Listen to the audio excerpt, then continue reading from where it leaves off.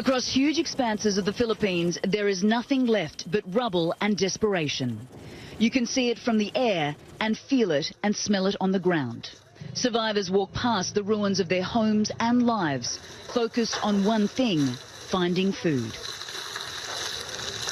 The water-soaked wreckage crunching beneath their feet as they scrounge for scraps. Get international help to come here now, not tomorrow, now. This is really, really like bad, worse than hell. Worse than hell. US Marines are on the ground. Relief operations are underway. But food, clean water and medical supplies can't come fast enough. This airfield in Cebu has become the staging ground for the country's biggest relief operation. There is a real sense of desperation here on the ground, while the focus is obviously on the sick and the injured and getting them to safety. The people of this hard-hit island need food and fresh water. They've been without it for days, and despite assurances from the government, it is yet to arrive. The problem facing authorities is logistics, getting these supplies to these hard-hit and remote areas and to the people who need it.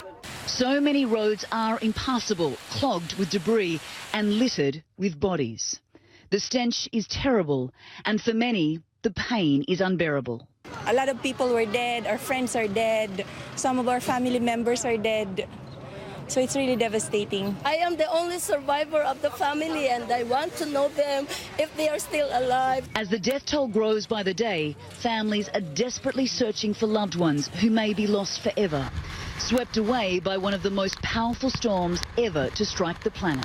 Like a tornado just passed us, and the tornado lasted for 4 hours. At first, it was the ceilings that went off, and then the roofs just started to fly in all directions. It was a 15 to 25-foot wave came across entire villages, and so everything's wiped out. In the midst of all this death and destruction, a baby girl was born at a makeshift clinic at the Tacloban airport.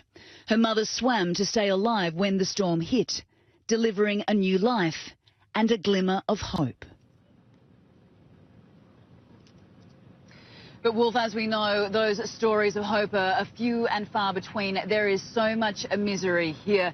You know, thousands of people are still missing. Many of them are presumed dead. The government is yet to, confirm that 10,000 number as a death toll, but certainly that's what authorities in these hard-hit provinces are saying. Now, very shortly, C-130 Hercules will be landing, and they will be dropping off people from those hard-hit areas and then taking supplies back to the people who so desperately need it. But obviously this weather is going to cause a huge problem. It's going to hamper those efforts and of course only bring much more misery to the people, Wolf, who have lost absolutely everything.